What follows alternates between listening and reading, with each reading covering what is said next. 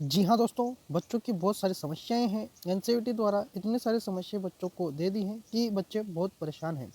जैसे कि हमारे कॉलेज में जो बच्चे पढ़ते हैं वो भी बहुत सारे परेशान हैं। उसी के साथ कमेंटें आती रहती हैं जो कि बहुत ही दुखजनक है। ठीक है दोस्तों, जैसे कि बच्चों की समस्याएं हैं, मैं कुछ समस्याएं आपके सामने बता देता हूँ कि जो क्या समस्याएं हैं, जैसे कि आप भी जानते होंगे क्या समस्या है। उसके बाद अपन कम्प्लीटली 25 क्वेश्चन कंप्लीट करेंगे जो कि आपके एग्जाम के लिए बहुत ही महत्वपूर्ण रहेंगे।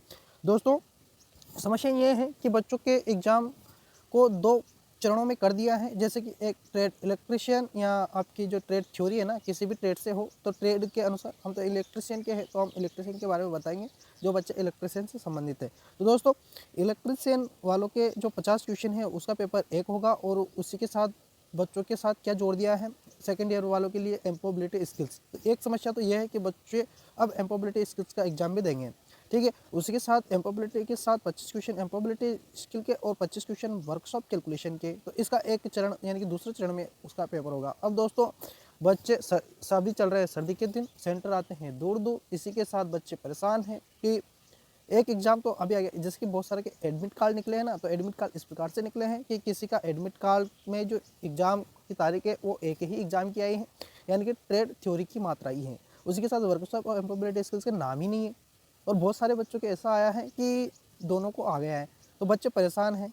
ठीक है, कि किस प्रकार से हम कहाँ क्या सेंटर ढूंढें। सेंटर अलग अलग है, अलग अलग कॉलेजों में एग्ज़ाम है, कैसे बच्चे अपना सही तरीके से एग्ज़ाम को करें। ठीक है, एग्जाम को कंप्लीट करें। तो दोस्तों, ऐसी समस्याएं बहुत सारी चल रही हैं, तो आपको बस धैर्य रखना है, क्योंकि अब एनसीईआरटी का कर अपन क्या सकते हैं। हड़ताल करेंगे तो इतना समय अपने पास है नहीं, एग्जाम तो 20 तारीख से स्टार्ट है। तो दोस्तों, कोशिश करें जितना हो सके उतना अच्छी तरीके से कंप्लीट करने की कोशिश करें। जुड़े रहिए हमारे साथ और अपने कॉलेज के साथ जिसमें आपका एडमिशन है, वहाँ से प्रॉपरली सूचनाएं लेते रहिए। ठीक है, क्योंकि आपका एग्जाम छूट सकता है। ठीक है, तो यह आप ध्यान रखें। अब दोस्तों, आते हैं अपन क्वेश्चंस पर। तो दोस्तों, अपना चल रहा है 3 फेज इंडक्शन मोटर, यानी कि हिंदी में बोले तो 3 फेज प्रेरण मोटर आपकी चल रही है। यह है आपका 7वां वीडियो। दोस्तों, वीडियो हमने 6 कंप्लीट कर दिए हैं। उनको देखने के लिए आपको डिस्क्रिप्शन बॉक्स में दिए गए लिंक पर क्लिक करना होगा। वहाँ से आपको एक प्लेलिस्ट मिलेगी। प्लेलिस्ट में हमने टोटल वीडियो वहाँ पर समावेश किए गए हैं, तो वहाँ से आप कंप्लीटली वीडियो देखिए। दोस्तों, ये क्वेश्चंस कौन से रहेंगे? निम्न के क्वेश्चंस रहेंगे। कौन से वाले? निम्न के क्वेश्चंस रहेंगे। निम्न के क्वेश्चंस जो है ना, वो बहुत ही मोस्ट इंपॉर्टेंट रहते हैं दोस्तों आपके एग्जाम के लिए, क्योंकि एग्जाम नर अभी जो पूछ रहा है सीबीटी एग्जाम में, वह टोटल निम्मी से पूछ रहा है। तो दोस्तों, अगर आपने फर्स्ट ईयर का एग्जाम दिया होगा तो आपको कंप्लीटली पता होगा कि क्वेश्चन आए कहाँ से थे। तो दोस्तों, आप इस वीडियो को हल्के में ना लें। 25 क्वेश्चन, इसी के साथ हम 2 या 3 दिन में इतने वीडियो कंप्लीट, यानी कि आपके इतने क्वेश्चंस कंप्लीट करवा देंगे कि आपकी पूरी निम्मी समाप्त हो जाएगी, यानी कि आपकी निम्मी से संबंधित सारे क्वेश्चंस कंप्लीट हो जाएंगे। इसी के साथ वर्कशॉप कैलकुलेशन और एम्प्लॉयबिलिटी स्किल्स की, हमने एम्प्लॉयबिलिटी स्किल्स में वही आएगा जो आपके फर्स्ट ईयर में आया था, यानी कि फर्स्ट ईयर का आप पढ़ सकते हैं, फर्स्ट ईयर का आप कंप्लीट करें। उसका भी हमने प्लेलिस्ट में वीडियो डाले हुए हैं, तो उन वीडियो को आप कंप्लीट करें। वर्कशॉप कैलकुलेशन है तो वर्कशॉप कैलकुलेशन हम आपके साथ ही साथ कंप्लीट करवाएंगे, उसके भी वीडियो आपको मिलेंगे और वही क्वेश्चंस मिलेंगे जो आपके आने लायक रहेंगे। ठीक है, तो आते हैं अपन क्वेश्चंस को कंप्लीटली जल्दी से कर लेते हैं। कुछ क्वेश्चंस में अगर आपकी समस्या रह जाती हैं तो उसका कमेंट कीजिएगा। ठीक है, उसका निवारण हम आपके लिए करेंगे। तो दोस्तों, आज का क्वेश्चन है अपना कि इंडक्शन मोटर के रोटर में वोल्टेज कैसे प्राप्त होता है। इंडक्शन मोटर में वोल्टेज किस प्रकार से, इंडक्शन मोटर के जो रोटर होता है उसमें वोल्टेज कैसे प्राप्त होता है। तो ऑप्शन दिए हैं यहाँ पर, स्टेटर से सीधा संबंध से, या स्टेटर में उत्पादित बैक ईएमएफ के कारण, या अपने ऑप्शन सी ऑप्शन है आपका जो कि है आपूर्ति से रोटर का सीधा संबंध, या डी ऑप्शन है आपका स्टेटर और रोटर का ट्रांसफार्मर कार्य द्वारा। तो दोस्तों, इसका जो आपका आंसर होगा वह करेक्टली आपका आंसर हो जाएगा डी ऑप्शन। डी ऑप्शन आपका करेक्ट आंसर हो जाएगा। दोस्तों, इन क्वेश्चनों की अगर आपको पूरी पीडीएफ चाहिए तो आप हमारे टेलीग्राम चैनल को ज्वाइन करें। जैसे हमारी सीरीज कंप्लीट होती है, हम आपके लिए वह पीडीएफ वहाँ पर अपलोड कर देंगे। 3rd सेमेस्टर और 4th सेमेस्टर यानी कि आपके सेकेंड ईयर की कंप्लीटली जो पीडीएफ है निम्मी की, वह हम आपके लिए अपलोड कर देंगे। तो दोस्तों, यहाँ पर आप वहाँ से आप पीडीएफ से पढ़ सकते हैं, या हमारे वीडियो कंप्लीटली देखिए, यहाँ पर आपको कंप्लीटली समझ में आ जाएगा। जैसे आपका दूसरा क्वेश्चन आता है यहाँ पर, अपने रोटर पक्ष से 3 क्लासिकल केज प्रेरण मोटर की गति को नियंत्रित करने के लिए कौन सी विधि आरोपित की जाती है। यानी कि आपके 3 क्लासिकल केज प्रेरण मोटर जो है उसकी गति को नियंत्रित करने के लिए आप कौन सी विधि अपनाओगे। तो कैस्केड संचालन, आरोपित वोल्टेज बदल रहा है, या आरोपित आवृत्ति में परिवर्तन, या ध्रुव की संख्या को बदलना। तो दोस्तों, यहाँ पर आप कौन सा जो है वह आप या तो आरोपित जो यहाँ पर है ना, ये आरोपित आवृत्ति में परिवर्तन कर सकते हैं, इससे भी गति परिवर्तन हो सकते हैं, लेकिन सबसे जो पावरफुल आपका आंसर रहेगा वह रहेगा कैस्केड संचालन। कैस्केड संचालन यहाँ पर कंप्लीट आपका आंसर रहेगा, तो आप कैस्केड को ही करके आना। इसी के साथ आपका तीसरा क्वेश्चन है जो कि है अवरुद्ध रोटर परीक्षण द्वारा 3 कला प्रेरण मोटर को कौन सा नुकसान निर्धारित किया जाता है। तो कौन सा, कॉपर की कमी, घर्षण हानि, हिस्टैरिसीस हानि या भंवरधारा हानि। भंवरधारा हानि को इंग्लिश में आप एडी करंट लॉस बोल सकते हैं, हिस्टैरिस को हिस्टैरिस, ठीक है। तो इस प्रकार से आप याद रखना, क्योंकि वहाँ एडी करंट भी दे सकता है। तो दोस्तों इसका आपका आंसर होगा वह होगा कॉपर की कमी, यानी कि आपका यहाँ पर ए ऑप्शन करेक्ट आंसर होगा। नेक्स्ट जो क्वेश्चन है वह है चौथा, वह है कि रिवाइंडिंग प्रक्रिया में वार्निशिंग से पहले मोटर के लिए प्री हीटिंग क्यों आवश्यक है।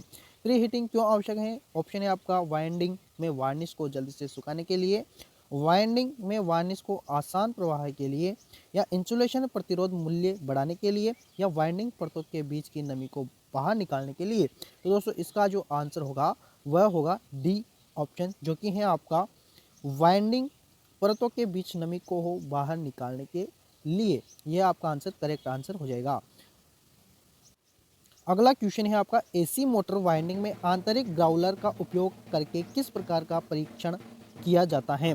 ग्राउलर का उपयोग करके किसका परीक्षण किया जाता है? तो क्या ग्राउंड टेस्ट का, ध्रुवता टेस्ट का, निरंतरता परीक्षण का, या आपका डी ऑप्शन है शॉर्ट सर्किट टेस्ट का। तो दोस्तों यहाँ पर आपका जो आंसर होगा वह होगा शॉर्ट सर्किट टेस्ट का। तो आप ग्राउलर का उपयोग करके किसका परीक्षण करेंगे? शॉर्ट सर्किट का परीक्षण आप करेंगे, ठीक है। अगला जो क्वेश्चन है आपका वह है स्टार्टर वाइंडिंग शॉर्ट और ओपन फॉल्ट का परीक्षण करने के लिए किस उपकरण का उपयोग किया जाता है। तो टोंग परीक्षण, आंतरिक ग्राउलर, बाहरी ग्राउलर, या डिजिटल मल्टीमीटर। तो दोस्तों यहाँ पर आपका जो आंसर होगा वह होगा बी ऑप्शन, यानी कि आंतरिक ग्राउलर, इंटरनल ग्राउलर आपका आंसर करेक्ट आंसर हो जाएगा। अगला जो क्वेश्चन है वह है एसी मोटर सर्किट में फ्यूज के अलावा थर्मल कट आउट का उपयोग करने का उद्देश्य है क्या है। मतलब यहाँ पर पूछा गया है एसी मोटर सर्किट में फ्यूज के अलावा थर्मल कट आउट का उपयोग करने का उद्देश्य क्या है। तो भारी भार से रक्षा करें, हाई वोल्टेज बचाव करें, या लगातार ओवरलोडिंग की अनुमति दे, या मृत शॉर्ट सर्किट से बचाएं। तो दोस्तों यहाँ पर जो आपका आंसर होगा वह सी ऑप्शन करेक्ट आंसर होगा, जो कि है आपका लगातार ओवरलोडिंग की अनुमति दे।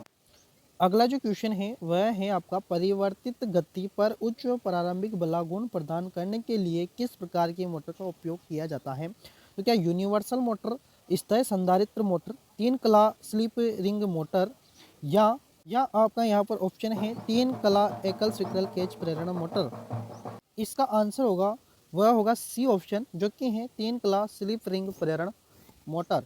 नेक्स्ट क्वेश्चन है, अगला जो क्वेश्चन है वह है ऐसे इंडक्शन मोटर में बलागुण और स्लिप के बीच क्या संबंध है। तो क्या स्लिप बढ़ने से बलागुण घटता है। अगला जो ऑप्शन है वह है बलागुण बढ़ने से है, या आपका जो बी ऑप्शन है वह है स्लिप बढ़ने से बलागुण बढ़ता है, या स्लिप घटने से बलागुण बढ़ता है, या स्लिप घटने से बलागुण घटता है। तो यहाँ पर जो आपका आंसर होगा वह होगा बी ऑप्शन, जो कि है स्लिप बढ़ने से बलागुण बढ़ता है। स्लिप बढ़ेगी तो बलागुण भी क्या बढ़ेगा, क्या होगा, बढ़ेगा। यहाँ पर आपका जो अगला 10वां क्वेश्चन है, यदि खुले सर्किट में रोटर बार हो तो एसी इंडक्शन मोटर का क्या प्रभाव होता है। तो शाफ्ट का कंपन, मोटर शुरू नहीं होगी, धीमी गति में चलता है, या मोटर के अति गर्म होने पर। तो दोस्तों यहाँ पर आपका जो आंसर होगा ना वह होगा डी ऑप्शन, जो कि है मोटर के अति गर्म होने पर, ठीक है। अगला जो क्वेश्चन है वह है एसी 3 फेज मोटर की रिवाइंडिंग, एसी 3 फेज मोटर की रिवाइंडिंग के लिए किस प्रकार के तार का उपयोग किया जाता है। तो क्या super enamel copper wire, PVC cover तांबे की वाइंडिंग तार, सिंगल कपास कवर कॉपर वायर, या डबल कपास कवर तांबे के तार।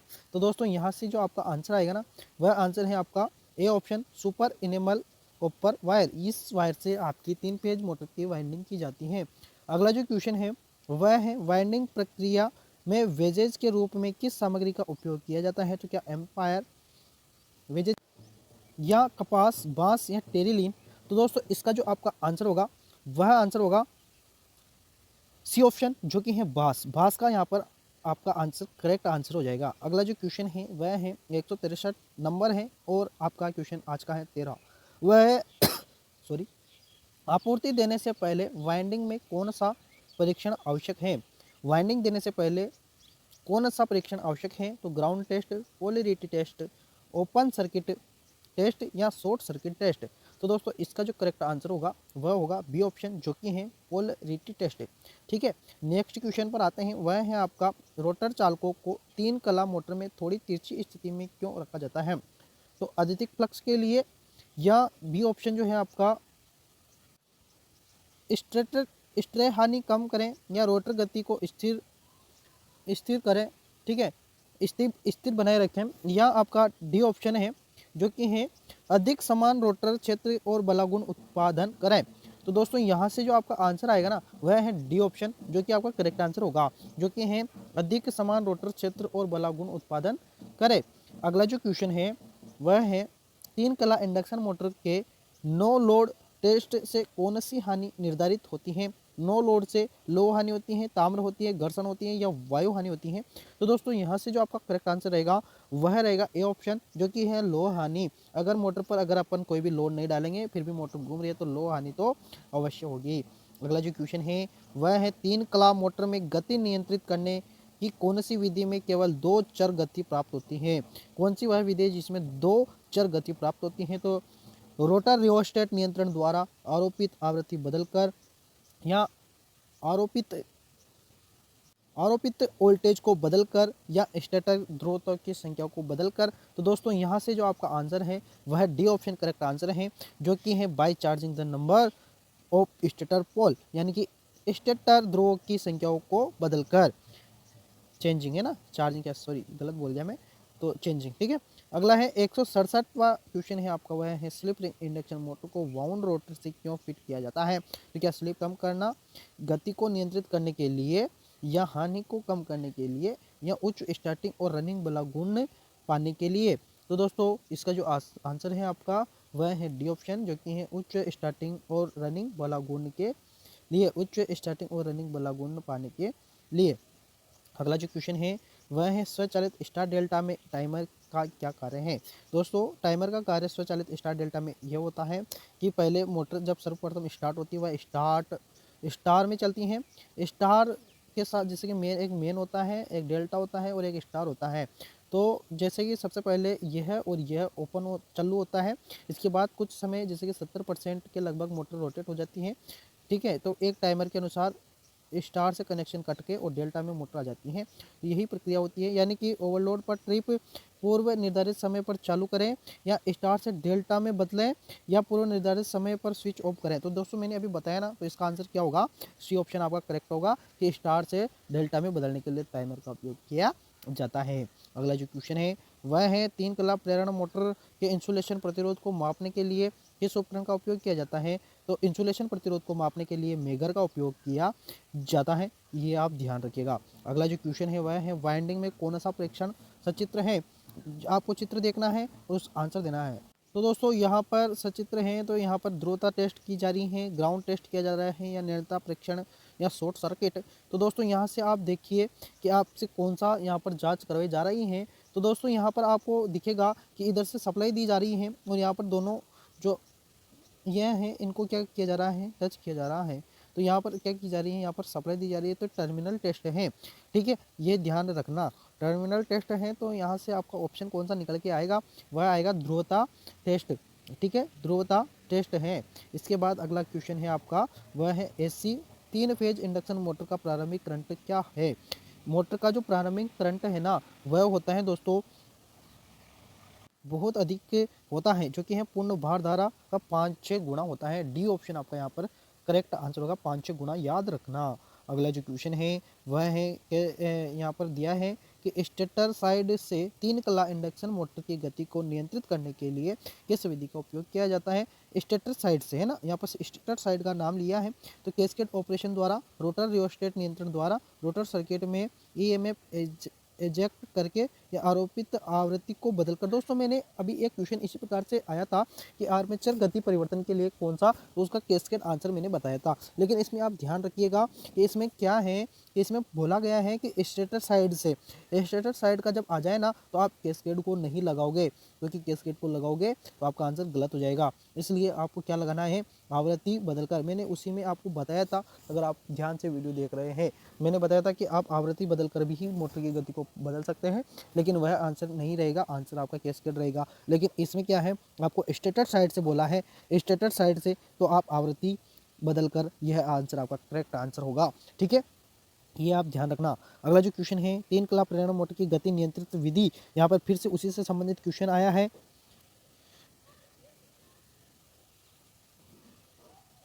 लेकिन दोस्तों इसमें दिया है आपको चित्र, तो इस चित्र को देखते हुए कि यह कौन सी गति नियंत्रण है। तो दोस्तों देखिए, इसमें 2 मोटर है, एक में सप्लाई दी जा रही है और यहाँ पर स्लिप लगी हुई है, स्लिप रिंग। स्लिप रिंग के द्वारा दूसरी मोटर के साथ यहाँ पर क्या किया जा रहा है कि मोटर को गति को नियंत्रण किया जा रहा है। तो यह कौन सी गति नियंत्रण विधि है, कैस्केड संचालन विधि, रोटर रियोस्टेट नियंत्रण विधि, आरोपित वोल्टेज बदलना विधि, या रोटर सर्किट विधि में ईएमएफ इंजेक्शन। तो दोस्तों यहाँ से जो आपका आंसर निकल के आएगा वह है कैस्केड नियंत्रण विधि।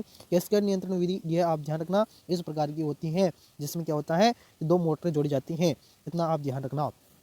ठीक है, पहली मोटर से के साथ क्या किया जाता है, सप्लाई दी जाती है और दूसरी स्लिप रिंग को आगे दूसरी मोटर के साथ जोड़ा जाता है और लोड लिया जाता है। तो यह डबल मोटर वाली कैस्केड संचालन विधि होती है।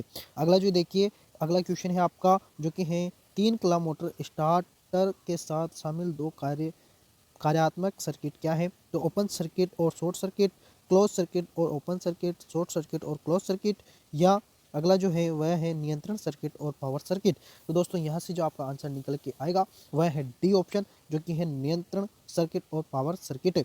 डी ऑप्शन यहाँ पर आपका करेक्ट आंसर हो जाएगा। अगला जो क्वेश्चन है वह है जो कि इस वीडियो का अंतिम क्वेश्चन रहेगा कि लेदराइट पेपर इंसुलेशन का मुख्य गुण कौन सा है।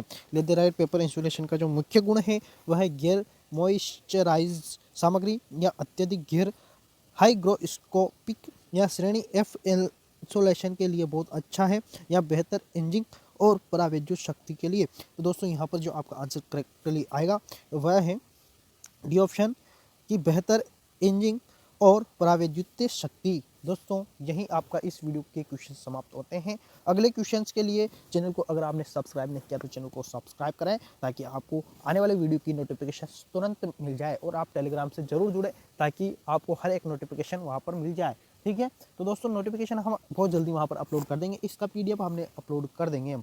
ठीक है, तो दोस्तों आप जरूर जुड़े, और वीडियो अगर आपको पसंद आया हो तो लाइक करें, और कुछ समस्याएं हो ना तो कमेंट जरूर किया करें, ताकि कमेंटों में से हम आपका समस्याओं का निवारण कर सकते हैं।